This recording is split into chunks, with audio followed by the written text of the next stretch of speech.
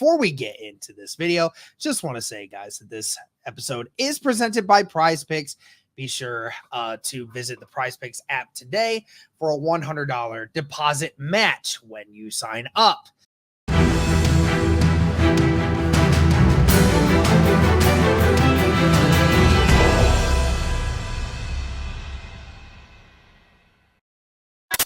All right, we are back. What is going on, Colts Nation? I want to welcome on special guests from the fan, Kevin Bowen. Kevin, have you fully recovered, man, from kind of a crazy week one for the Colts? How are you feeling, man? Hey, Cody, always good to chat. Yeah, it's certainly entertaining. Frankly, I'm just kind of happy that week one is back. We can actually talk about some results. Obviously, the big result is pretty typical to what we're used to in week one, but certainly some positives, especially at the most important position. So, a lot to recap. Yeah, no doubt, Kevin. Now, obviously, we know, you talked about some of the positives like Anthony Richardson, some of those things, but there were obviously in a loss, there's going to be more negatives than positives. So what are some of the things, Kevin, that were some of your biggest takeaways from week number one? And you think the Colts really need to focus on here going into a game where I think there's a great opportunity here for them to right the ship and get back to 500. Yeah, I mean, beyond disappointed in the run defense. That was such a or has been such a given for years, especially with Grover Stewart in the lineup. And for you to be healthy up front, dress 10 defensive linemen, give the paydays you gave to all those guys in the front seven this past season, and then to get gashed like that by Joe Mixon, certainly not something I would have thought at all. And I guess on the flip side of it, you really weren't able to get Taylor going in any substantial way. So. I think you exit week one, just that's the head scratcher. Some of the other stuff of, Richardson's up and down nature, or, the guys in the secondary not offering a lot of playmaking. I mean, that's not surprising. That's kind of what we expected. But for the run defense, especially to look like that, and then the run offense not to get going really either, I think is easily the biggest surprise. Yeah. So now you go into a game where, you're going to face, pretty decent run game in the Green Bay Packers and what they do. And obviously you're not going to be facing, Jordan Love, but, you go into that game and, you're going to have some, even though Green Bay is not having their starting quarterback, there still is some talent on that team. So what are you thinking for Indianapolis, talking about some of that stuff, especially in the running game, that the Colts need to do very early and often that maybe they weren't doing a great job of against CJ Stroud and the Texans? Yeah, Josh Jacobs is their runner, and he was 5 yards per carry in week one. I would argue Jacobs probably a little bit more in his prime than Mixon if you were going to kind of label the two and compare the two entering the season. Certainly the Malik Willis dynamic just changes the entire really complexion, I think, of how this game is viewed. I'd argue there's not a steeper drop off to starter to back up in the entire NFL, given that Malik Willis has been a Packer for 2 weeks. Now he is much more of a dual threat guy than Jordan Love, so that element for stopping the run is a little different. I think Green Bay's got a really balanced roster. I don't think there are a lot of glaring weaknesses. They might not be, extraordinary in many areas either, but again, a very balanced roster. And it's just crazy to look at how much the Vegas line has changed from this game. Before the Love injury, Green Bay was favored by 4, and now I've seen some places where the Colts are even that high of a favorite, about 3.5, 4 right now. So clearly they're viewing it, even though the road team is coming in there and Green Bay's had more time to prepare. They're obviously viewing that loss pretty substantial. So it's just weird. I thought the Colts would win this game before the season started. I just thought, the nature of the NFL, you just never really know. But I also thought it might have been on paper one of, if not your toughest road games all year. And now you look at it and, it's certainly viewed in a much, much different light. So I just think important to handle business here in September, because October, I think, is 4 of 5 away from home. Or I think the stretch is 4 or 5 away from home. And that one home game is Miami, who's obviously a pretty good team. So, it's really key for them to get back on track. Yeah, I don't know what your perspective, Kevin, was on that pass rush, because, we saw them really in the first half making life very difficult on CJ Stroud. It was kind of interesting because it felt like the first half was, week 2 last year in a lot of ways and what you did to CJ Stroud. And then the second half, well, I don't think it was nearly as bad. Felt more like that week 18 where Stroud was making plays off cuff.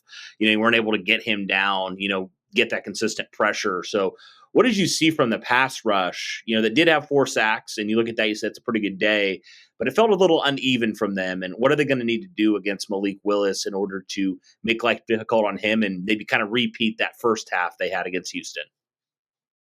Yeah, I thought it was a pretty good pass rush. I mean, you're probably accurate. You could nitpick a little bit of the second half, but still, I thought 4 sacks and 10 hits. I think I would have signed up for that at the start of the day. Only 32 pass attempts. That's not a huge number. I mean, it's obviously a good number, but still, to hit him every third of those and to get him on the ground for a handful is pretty solid.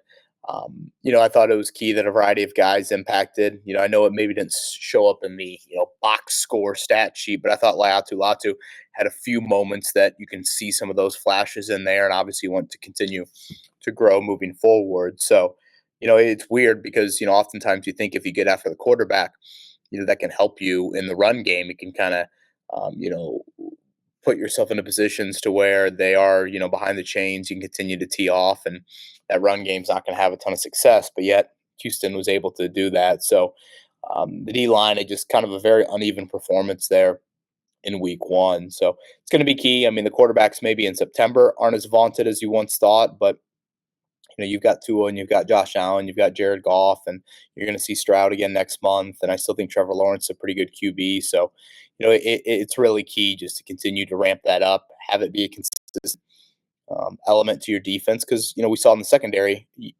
just had no playmaking. For Stroud to throw 32 passes and you'd only get your hands on one of those balls. And, Jalen Jones didn't make a nice play to go up and get it. But still, I mean, that was probably an underthrow for Stroud. That is a disappointing aspect, probably an expected aspect, but again, still disappointing. So to offset that, you need to create consistent pressure from your D line. Mm-hmm. Yeah, you already mentioned Kevin a little bit. I want to kind of go back to Anthony Richardson because we haven't really talked about him much. Excuse me. I mean, you look at the stat sheet. I mean, 9 of 19, obviously, you'd like that number to go up, percentage wise a little bit, but, you can't deny the big playability that Richardson has. But, moving on to week number 2, with Green Bay, and, they do have some guys on that defense, especially in that secondary. Jair Alexander is a guy that stands out to me. What does Anthony Richardson need to do building off that week 1 performance? And, we know the big playability is there, but even from that short to intermediate game and the possibility of a player like Josh Downs, who, thrives in that department, what do you need to see from Anthony Richardson going into week 2, maybe to build off of that pretty strong performance, all things considered, where he really kept you in that game in the second half? What do you need to see personally from the growth of Anthony Richardson? Well, let me start here. He started and finished the game. You can't take that for granted. He took some big hits in that game. So, that needs to be pointed out. And then to the point you just made, I mean, the big playability is so freakish. It's so rare. It's such a unique trait. It keeps you in games. It strikes fear into an opposing defense. And now, Cody, I think it's key. You've put all these hypotheticals on the actual film. We've thought that was there. We've believed that was there. But you know what? Even in 170 snaps last year, you didn't see a lot of the vertical passing game. And now you showed it in a big, big way on Sunday. So what does that do to future defensive coordinators? How much will they say, all right, here's our final line of defense? That means some guys are going to be left out of the box. And, what does that do to your run game and things like that? To your point on what you want to see in week 2, I think it kind of goes hand in hand. But, I've used the baseball analogy quite often with Richardson. He's a home run hitter. Can he hit a few more singles? I think Josh Downs' availability can help in that area, certainly. And then off of that, I mentioned, the Colts got their hands on 1 of 32 CJ Stroud passes. Houston got their hands on 7 of 19 Anthony Richardson passes. That ratio is dangerous. That's playing with fire. You can't have that. You can't have a 36%, deflected balls. They had the 1 interception, of course. You got to make sure those balls are hitting the ground or, are just falling incomplete. So that is, a little bit of danger territory when you get there as a quarterback. So again, I'm not married to completion percentage. Obviously, some of it all is connected and completion percentage does need to rise. But, I've said quite often, you can live with 60%. You can live with 58% as long as those balls are not turnovers and the big plays are still there. Now, devil's advocate might say, well, expecting 3 completions of over 50 yards is probably not the norm week in and week out. And yeah, that's true. But again, the fact that you're just striking fear into an opposing defense with that, That can't be forgotten either. Guys, football season is right around the corner. Definitely got to make sure you're getting in on the excitement with Prize Picks, America's #1 fantasy sports app. You guys can now win up to 100 times your money with as little as 4 correct picks, guys. You can turn $10 into $1,000 with any entries today on Prize Picks, America's #1 fantasy sports app. I mean, guys, look, I'm looking at some of these entries here. And if you're an Indianapolis Colts fan like myself, which you probably are because you're on here right now, well, I'm just looking at some of these season numbers here. And some of the stuff for Anthony Richardson, I have to get in on. Guys, we have one right here where it's 7.5 on the season rushing touchdowns for Anthony Richardson. Folks, Anthony Richardson had 4 rushing touchdowns in just 10 quarters of football last season. What do you think he's going to do this year when he's actually healthy and fully capable of going? Now, obviously, they're playing into the fact that they think he might get injured. Anthony Richardson doesn't. That 7.5 is an easy more when you want to talk into that one, guys. So make sure you are getting in on the action of getting some of these numbers for Anthony Richardson and other Colts players as well. Remember, guys, be sure to download the Prize Picks app today and use the code BTJ for your first deposit match up to $100.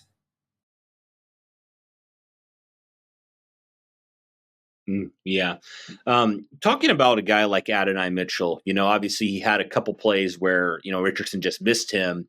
What do you expect from Adin Mitchell moving forward? Really not doing a lot in his week 1 debut, whether his fault or not. What do you expect from him? Guys like him and Michael Pittman, who really weren't involved a ton in the passing game. I mean, Pittman had a couple catches, but, didn't see a lot from those 2 guys who, a lot of people presumed were going to be maybe some of your top 2 targets at the wide receiver position. What do you expect to see from them and Richardson moving forward, going into Green Bay and kind of continuing to build that cohesion they have, because really haven't played a lot together? Yeah, 8 targets for Pittman, 4 catches. I thought Houston was pretty blanketing in that coverage. Mitchell was more of a he's open.